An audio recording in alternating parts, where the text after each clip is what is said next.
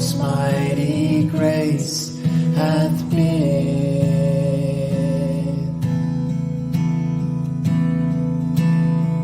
infused into all created things, all created things.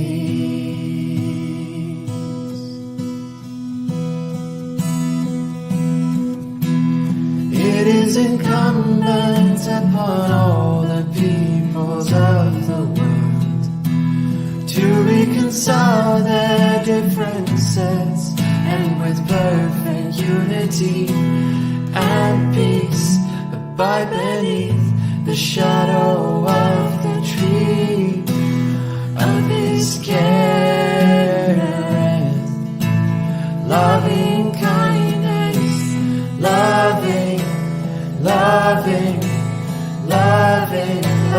kindness, loving kindness,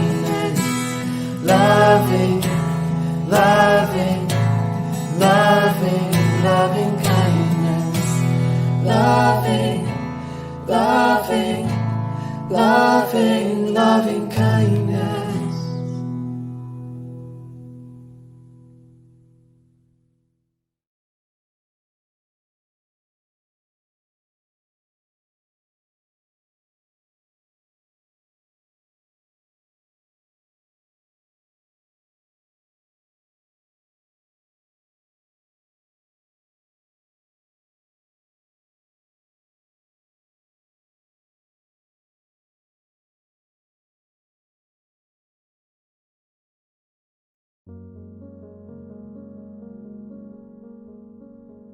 One way to think about history is to see the human race advancing from stage to stage to stage. And if we really draw back and give ourselves a long view, part of what we can see is humanity making progress over time. And those advances come from the teachings of the messengers of God. Dieu, il fallait toujours amener les éducateurs spirituels d'âge en âge, de révélation en révélation, pour nous expliquer la volonté de Dieu. Possiamo vedere gli messaggeri di Dio come insegnanti che guidano l'umanità nella sua evoluzione, dando di volta in volta all'umanità quello che l'umanità può comprendere. Immaginare un bambino che nasce, arriva all'età scolastica, in queste sue fasi evolutive è sempre guidato da insegnanti che adeguano i loro insegnamenti alle capacità del bambino. Each of these revelations of the past promised that one would come in the future, that there would come a time when humanity prospers in unity, that we build a world of justice, harmony, oneness. Baha'u'llah's declaration represented the fulfillment of every one of those prophecies of the past messengers of God. Baha'u'llah is the promised one of each of the revelations of God.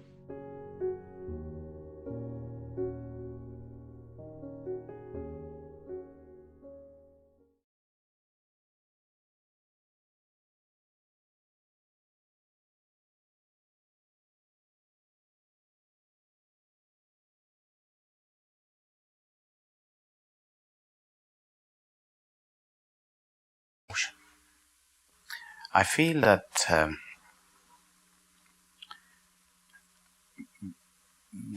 we should know a little bit about the manner of divine revelation, although we will never understand divine revelation because we are human beings and our minds are limited, our world is limited, and the world of the manifestation of God is above us. And you can never understand something which is above you. You can always understand something which is below you, or something which is equal to you, but you can never understand something above you.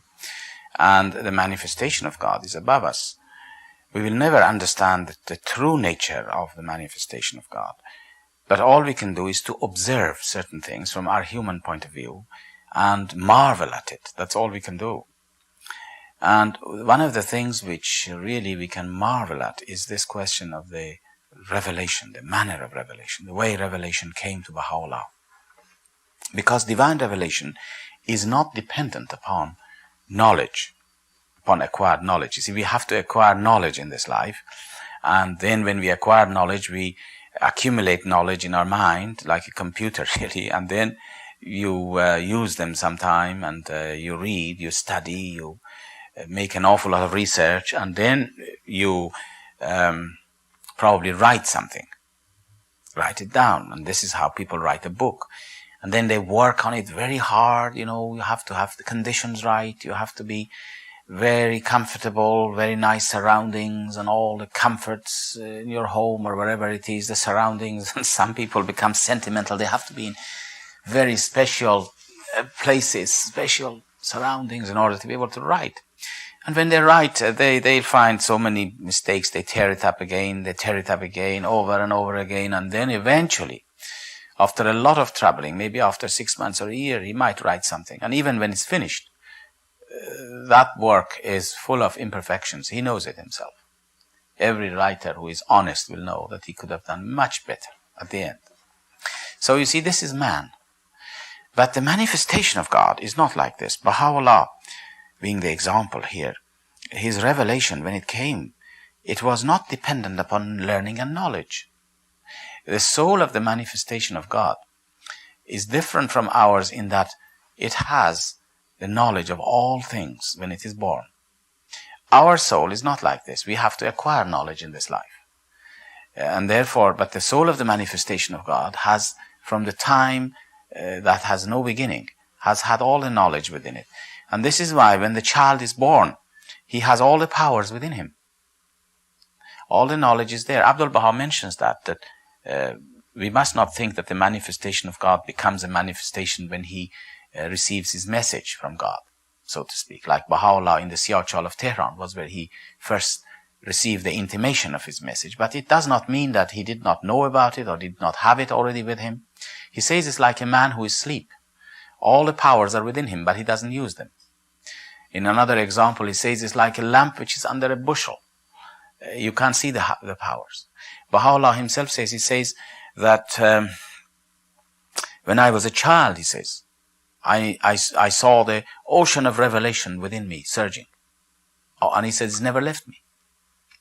We must never think that Baha'u'llah did not know about his station until he went into the Siyachal of Tehran. You should read some answered questions in which Abdul Baha describes this passage which Baha'u'llah has mentioned to the king of Persia, in the tablet to the king of Persia. And many believers think that it means that Baha'u'llah did not know anything before he received the message, because Baha'u'llah says, O king, I was but a man. These are paraphrasing his words. He says, O king, I was but a man, asleep upon my couch, when lo, the breezes of the All-Merciful were wafted upon me and taught me the knowledge of all that there is. And believers think that this means that he did not know anything about his station until later on. Oh no. Abdul Baha describes this in some answered questions. You read it. He says, this does not mean this, that he did not know or he did not possess those powers of revelation, and it was always with him. He tells us to understand. It means that divine revelation is latent. It becomes active at the time that the call comes, as we say it. And so the revelation of Baha'u'llah, the manifestation of God, has always these powers within him.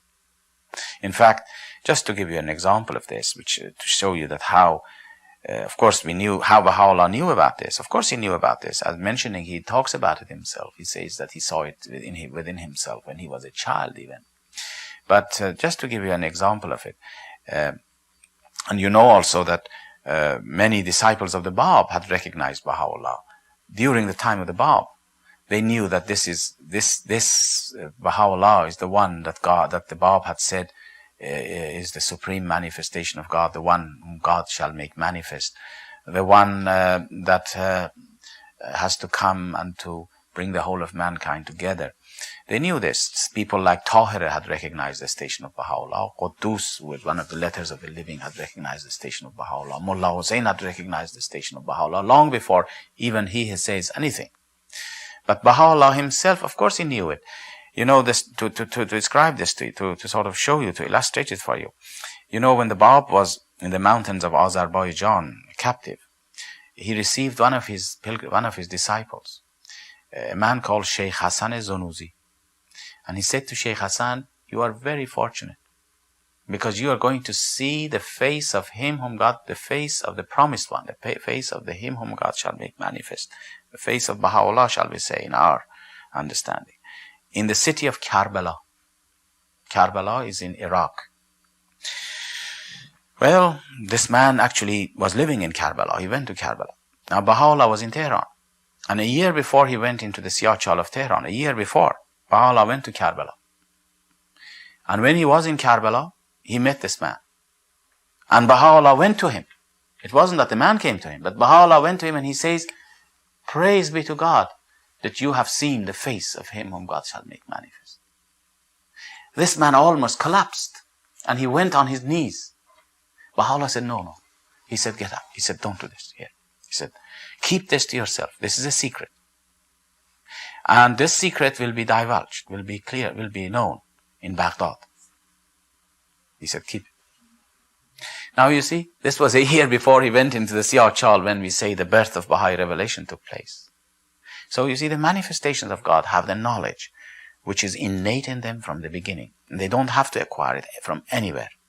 And so when revelation comes to them, it's like I describe it like a receiver like a wireless receiver. A wireless receiver is an instrument which is sensitive to electromagnetic waves. We are not. We are sitting in this room now, and this room is full of electromagnetic waves, full of radio waves, but we don't feel it. But a receiver is the only instrument which can take it and translate it into and give it out as it receives it. This is what a manifestation of God is. And this is why Baha'u'llah says that this whole heart, in his whole heart is opened the book of creation. Anything he wants, it's there. And this is why when revelation comes to him, it pours from him. But remember, again, I was saying in the other tape that this is a day of God himself, he says. This is not to be compared with the revelations of the past. The revelations of the past were the early stages in the development of man. It was an early stages of prophecies. You see, we had prophets in the past. We had Christ, we had Moses, we had Buddha, we had Muhammad. They were prophets in the sense of giving prophecies. Prophecies of what? Prophecies of the coming of the day of God. This is their function. This was their function. Now, Muhammad was the seal of prophets, which means that after him, the prophecy is ended. It will be the day of fulfillment. And today is the day of fulfillment. So, here is where Baha'u'llah has brought to mankind a great revelation. And because of that, the revelation of the Word has taken up such a fantastic turn that it is not comparable even with the revelations of the past. I'll give you an example of it. We don't know about the words of Christ because they were not written down on the spot. But we do know about the words of Muhammad, whose words are authentic. They were memorized by people who had marvelous memories and then written down soon afterwards. But you know how long it took for the book of Quran to be revealed? It took 23 years for that book, which is a small book, which has got over 6,000 verses. 23 years. It's like drizzle, like the rain when it comes in the form of a drizzle. One today and one tomorrow, this sort of thing. 23 years. When the Bab appeared, his revelation was such that it is said, his disciples, Wahid describes it, he said, in 6 hours, he would reveal 1,000 verses. 1,000 verses is about 1/6 of the Quran. He would reveal it in 6 hours. Now Baha'u'llah would reveal that 1,000 verses in 1 hour. Now you can see the rapidity and the way the revelation poured from him. The Bab in 6 hours, 1,000 verses. Baha'u'llah in 1 hour, 1,000 verses. So powerful was this revelation that